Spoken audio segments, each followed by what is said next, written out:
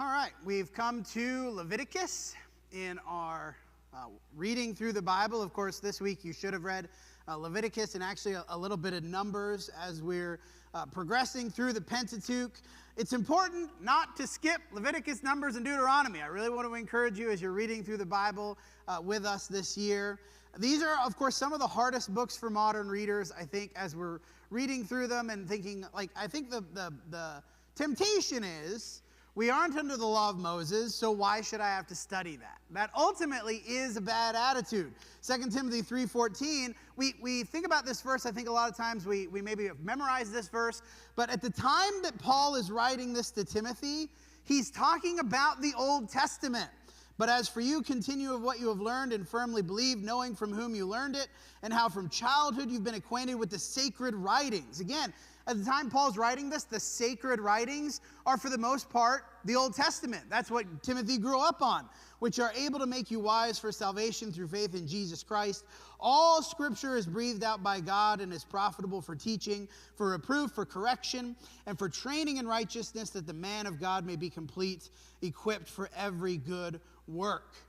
Paul says it another way in Romans 15, whatever was written in former days was written for our instruction, that through endurance and through encouragement of the Scriptures, we might have hope. Yeah, I understand that we're not under the law of Moses. It's not binding on people today, but it is still vital and necessary. Today we're going to think about one reason why. As we talk about what we learn from the law of Moses, really wrapped up in the identity of the lawgiver, the one who gave the law, Yahweh. We see his character, his nature, his priorities, and again, these things are just as important for us because he has not changed. Right? The things in God's character that leads him to give the law of Moses, that's still who he is. He's not any different today than he was back then. Now, tonight we're going to talk about, if you are interested more in the sort of the reasoning behind the old law, why it is the way that it is. And even though God hasn't changed, and of course the law of Moses is very different from the law of Christ, the law that we live under. Why is that? Well, we're going to talk about that tonight. The point of the law of Moses, why it was given the way that it was given, why it's so different than the law of Christ. We'll talk about that this evening if you're interested in thinking about some of those things. For this morning, however, I want to consider, what do we learn about the lawgiver in studying the law of Moses? And particularly in Leviticus this morning, we're going to talk about Numbers next week and Deuteronomy in a couple weeks, as Deuteronomy is sort of a summary, a repeat, reiteration of the law of Moses. We'll talk about Deuteronomy when we get to it. But what do we learn about God from his law? First and foremost, Yahweh cares about holiness. And as we're reading through Leviticus, of course, this was the reading just a moment ago, but multiple times throughout the law of Moses, the Lord spoke to Moses, saying in Leviticus 19, "Speak to all the congregation of the people of Israel and say to them, you shall be holy, for I, the Lord your God, am holy." And we see this quoted several times throughout the Bible into the New Testament. "Every one of you shall revere or honor his mother and father. You shall keep my Sabbaths. I am the Lord your God. Do not turn to idols or make for yourselves any gods of cast metal. I am the Lord your God." To be holy, we've talked about this word several times before, to be set apart or to be consecrated. You can think about words in their opposites. The opposite of the word holy is mundane or common. Something that is ordinary or normal or regular, that's the opposite of holy. Something that is holy is not ordinary. It's not regular. It is set apart. It is special. It is sacred. And over, God demanded his people to be different than those around him. You're not going to be like the peoples in the land to which you're going to go. You're not going to be like them or worship their gods or do what they do. You're going to be different because I, God, am different. Be holy, be set apart, be special because I am holy and set apart and special. And again, I will note, this is still how God expects his people to be today. You are the light of the world. You are the salt of the earth. What is that if not? We are holy, we are different, we are special because God is different and special. Leviticus 10, 1 through 3. Nadab and Abihu, sons of Aaron, took his censer and put fire in it and laid incense on it and offered unauthorized, some versions have strange, fire before the Lord, which he had not commanded them. Now, if you reading through Leviticus, in the previous chapters, Leviticus 8 and 9, he talked about the kinds of fire and the kinds of incense to be burned on the altar. And fire came out from before the Lord and consumed them, and they died before the Lord. And Moses said to Aaron, this is what the Lord has said, among those who are near me, I will be sanctified. This word sanctified is the act of making or considering something to be holy. It's the same root word. To sanctify is to make or to consider something holy. Among those who are near me, I will be sanctified, and before all the people I will be glorified. And that last line there, Aaron held his peace, even though his sons have just been killed, right? Nadab and Abihu did not think his commands were special. They did not think his commands and instructions were worth following in a precise, specific way. They offered unauthorized fire that he had not commanded. God literally in the previous chapter had told them what kind to offer, and they said to themselves, it's not that important. I know God said to offer this kind of thing, this kind of incense, but it's okay if we do what we want. That is the opposite of sanctifying. We don't consider God's commands to be just like what your wife would say or your boss would say or your friends would say or even what the government says. What God says is better, more holy, more special, and we are to consider him holy and special. Leviticus 20, verse 22, you shall therefore keep all my statutes and my rules and do them, that the land where I am bringing you to live may not vomit you out. You shall not walk in the customs of the nations I am driving out before you, for they did all these things. That is, all the things that God didn't want them to do, right? All the things that God said were unholy. Therefore I detested them. You shall be holy to me, for I, the Lord, am holy. I have separated you. Again, we have this idea of separate, to set apart, to make special. I have separated you from the peoples, that you should be mine. You're not going to be like them. You're not going to be like what they do. A man and a woman who is a medium or a necromancer shall surely be put to death. They shall be stoned with stones. Their blood shall be upon them. And sort of in the flow of the text, you're like, why are we including this last part here? The prohibitions against mediums and necromancers, just as an example, not in the entirety, but as an example, was tied to this separation.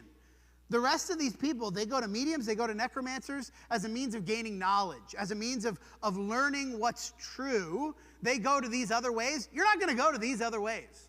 You're not going to go to the mediums or the necromancers. You're going to come to me. I'm going to tell you what's true. I'm going to tell you what's right. Don't be like them. Be holy and special and different. And again, as we consider, we go through the law of Moses, a lot of the details of this may have changed. Some of them haven't. An interesting study that we might do at one point, if we have time throughout the year, is to look at the commonalities. We talked about the differences last Sunday night, but one of the things I think is interesting is the commonalities between the law of Moses and the law of Christ, the things that haven't changed between them. But this is one of them, that we as God's people need to think about God as special. He is not our friend or our spouse or our boss. He is better. He is sacred, and we are to be sacred and special. Tied to that, secondly then, we see how seriously in the law God takes sin.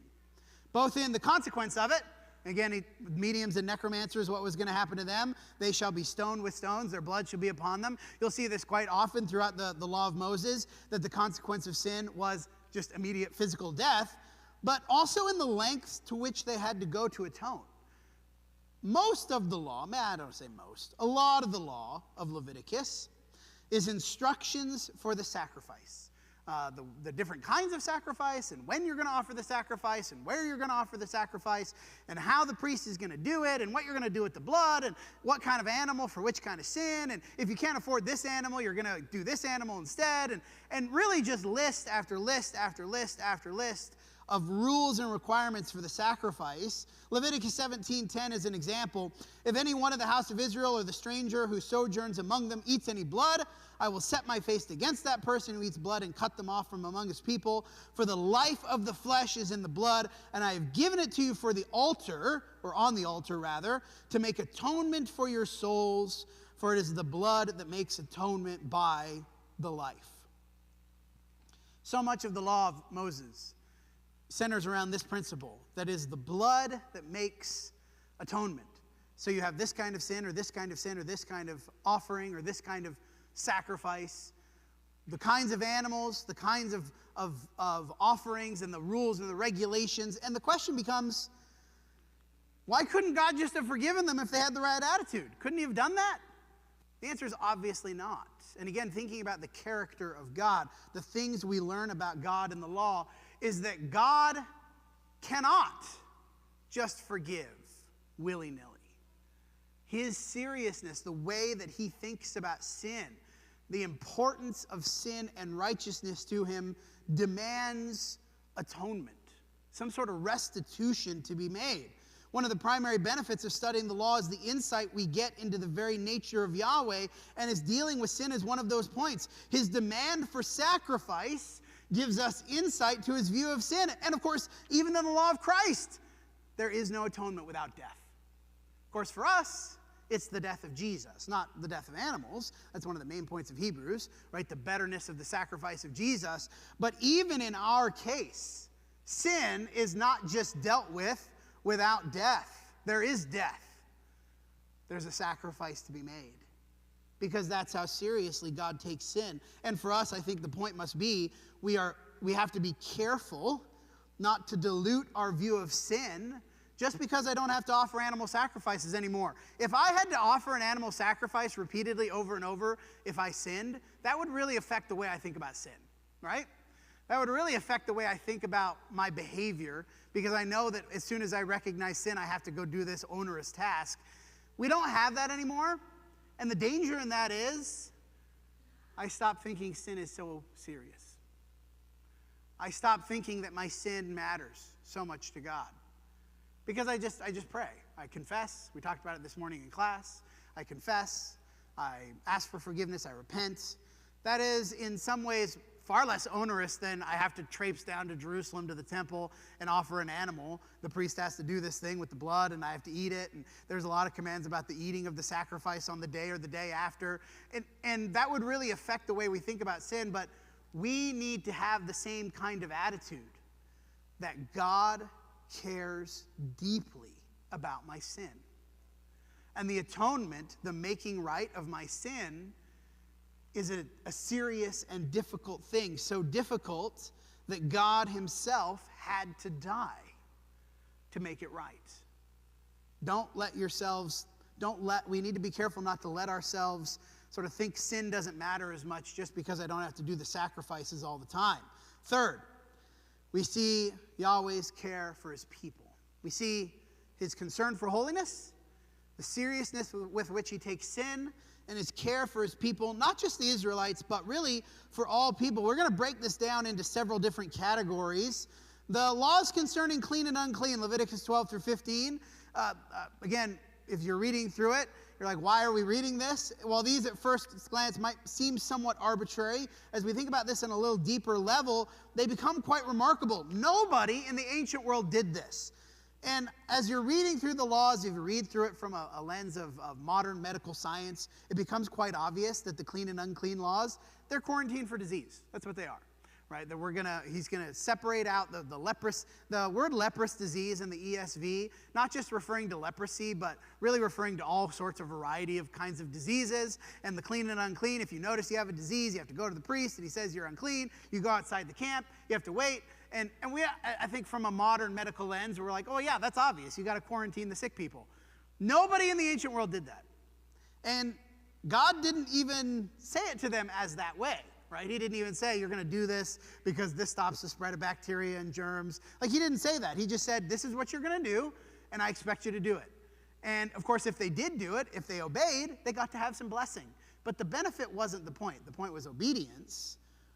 But in the commanding them to do things that seem maybe to them arbitrary, the Egyptians don't do this, the Hittites don't do this, the Philistines don't do this, but it was ultimately to their benefit. It was ultimately to make their lives better. Even if they didn't know it, that's what it was. And if they obeyed, they got to enjoy the benefits. But again, he didn't make the benefits the point, But he obviously did care that his people were healthy. He cared that his people got to have this benefit. We can think about the laws concerning how to treat one another in Leviticus 19 and 20, most of which boils down to Leviticus 19, 17 through 18. You shall not hate your brother in your heart, but you shall reason frankly with your neighbor, lest you incur sin because of him. You shall not take vengeance or bear a grudge against the sons of your own people, but you shall love your neighbor as yourself. I am the Lord. He didn't want his people to mistreat one another, and each time we go through Leviticus 19, one of the great chapters in the Old Law about behavior towards other people, each line at the end in Leviticus 19, as he goes through each command, ends with this: I am the Lord. Why do you do these things? You do these things because of who I am. You treat your neighbor well because of who I am. You don't hold a grudge because I am the Lord. And this ties back to, again, God's own character. He cares how we treat one another. He cares how we treat each other and how we treat his fellow creation. The punishment in the old law, this is, again, we come to the opposite. We come to one of the distinctions between the law of Moses and the law of Christ. In the old law, the punishment was the inverse, right? You mistreated someone, they were permitted to treat you the same way. We come to Matthew chapter 5 and 6. You have heard that it was said to those of old, an eye for an eye and a tooth for a tooth. That's out of Leviticus, right? But I say to you, we're going to do things different now. Turn the other cheek. We don't have that anymore, but we still see God's care for how we treat one another in the old law. There's a lot of laws for the poor and the disadvantaged in 19 and 20, and then in 25, he made sure to enshrine into law things that benefited the poor. The gleaning laws, for example, when you glean your field, you're not going to do it all the way up to the edge. You're going to leave some for the poor, right? And we go through chapter 25 specifically, the year of Jubilee, and then the special year of Jubilee, the redemption of property, the kindness toward the poor, that God knew, because he's God, that people in power, they make laws that benefit themselves. And so God made sure to enshrine into law forever, you will not mistreat the poor. You will not mistreat the widow and the fatherless. You will treat them well. Why? Because I am the Lord. Because I want you to. Because I care about the poor and the disadvantaged. I care about how we treat those who are, quote unquote, lesser in society. And he didn't just do this for his own people. He expected the Israelites to treat others well. How many times in Leviticus, as you're reading through it, you notice the word sojourner? 37 times, depending on your translation. 37 times from Exodus 12 through the end of Deuteronomy. And most of those, 95% of those, have to do with how Israel was not to mistreat or oppress the sojourner, the one who is traveling through their lands. You notice somebody who's traveling through your lands, who's just sort of here temporarily, you don't get to mistreat that person just because they're not an Israelite. You still treat them like you would the poor or the fatherless or the widow. You treat them well. You treat them with kindness. You treat them with this sort of holiness that God expects. And of course, he constantly reminded them of their oppression in Egypt. Why it was so important to God that they did this? Remember, you were slaves in Egypt. You were sojourners. You were oppressed. You were poor. And I saved you. So you treat other people well because I treated you well in Egypt. God's concern for holiness, the seriousness of his attitude for sin, the care for people has not changed. He still has these qualities today. These are not like, it's not like he suddenly has changed in the last, I don't know, whatever it was, 4,000 years. Of course, now we're into the new covenant for the last 2,000 years. But he still cares about holiness. He still cares about the way we treat one another. He still cares about the well-being of his people. He still takes sin very seriously. And as we think about, we come to the Sermon on the Mount, in some ways, not only has God not changed, he has heightened some of the requirements here. And as we go through the Sermon on the Mount, you have heard that it was said, but I say to you. You've heard that it was said, but I say to you. He goes through divorce. He goes through lust. He goes through retribution. He goes through so many things in the Sermon on the Mount. And each time, Jesus takes the very external, sort of outward-focused law of Moses and turns it inward. You have heard that it was said, you shall not murder. I say to you, don't be angry at your brother without cause. You have heard that it was said, You shall not commit adultery. I say to you, whoever looks at a woman with lustful intent. And as Jesus goes through and modifies, alters, changes what God expects of his people, because that's what he does, right? The law of Christ is different than the law of Moses. It's not that God cares less about these things. It's that he expects a higher standard of behavior from us. He expects us to behave in a better way than he did for the people of Israel in the law of Moses. As we who have the Spirit, we who have received the law of Christ, we have received the better things. Now we are held to a higher standard of holiness and righteousness and treatment of others. 1 Peter 1:13 through 19, therefore preparing your minds for action and being sober-minded, set your hope fully on the grace that will be brought to you at the revelation of Jesus Christ. As obedient children, do not be conformed to the passions of your former ignorance, but as he who called you is holy, you also be holy. Almost directly quoting from Leviticus, right? We see this quoted over and over. As he who called you is holy, you also be holy in all your conduct, since it is written, you shall be holy, for I am holy. And if you call on him as Father, who judges impartially according to each one's deeds, conduct yourselves with fear throughout the time of your exile. Fear, why? Because you're calling on him who judges impartially. Conduct yourselves with fear throughout the time of your exile, knowing you were ransomed from futile ways inherited from your forefathers. The word ransomed, again, we're thinking about God's serious attitude towards sin. The sacrifices of the bull and the goat and the ram and the sheep and the turtle doves and the pigeons and over and over and over. And even if you couldn't afford any animal, you bring a handful of grain. There is some sacrifice. For us, ransomed from the futile ways inherited from your forefathers, not with perishable things as silver or gold, but with the precious blood of Christ. That's how much God cares about sin. Enough to send his own son to deal with it, to make it right. And how much he cares for us that he would be willing to do that. How much he loves and cherishes us as his creation. The precious blood of Christ, like that of a lamb without blemish or spot. In the old law, the law of Moses, we see that God deeply cares about his people being holy. The specifics of that have changed a little bit as we think about the law of Moses versus the law of Christ. Again, that's one of the points of the Beatitudes, or not the Beatitudes, the Sermon on the Mount, that Jesus has some slightly different expectations for holiness, but the core principle that you are to be different because God is different, that's the same. God cares that his people are holy. God cares about sin. He cares that we treat it seriously, that we take it seriously as he does, and he still ultimately cares about how we treat each other, doesn't he? He still cares about how we treat other people. These fundamental aspects of God's character have not changed. As we offer the invitation, I want to make a slight adjustment. Our class this morning was intense as we think about forgiveness. God ultimately is better than us in every way. He is more holy, he is more just, he is more righteous, and he is more forgiving. One of the main points of the law, we're thinking again, why study the old law? One of the main points of the law, and as you read through it for the modern reader, is the realization that I can never be perfect. I can't. That's Paul's point in Romans 1-3, right? Those who have sinned with the law will perish with the law. Those who have sinned without the law will perish without the law. But all have sinned and fallen short of the glory of God. You cannot be perfect. And that includes in the way that we forgive others. Ultimately, we are incapable of being holy in the same way that God is. But that does not excuse us from the obligation to try.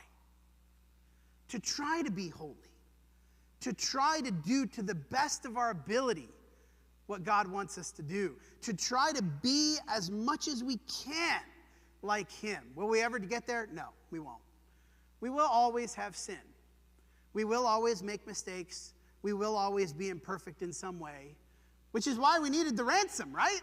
Why we needed to be ransomed, not with perishable things like silver and gold, but with the precious blood of Jesus. Why I need his forgiveness is because ultimately I cannot be perfect in my behavior and in the way that I think about in our class this morning, the way that we think about our forgiveness of others. I'm trying to forgive. I'm trying to let go. I'm trying to forgive as God forgives. But God understands that we are flawed. The invitation is not come and be perfect. The invitation is come and receive perfection.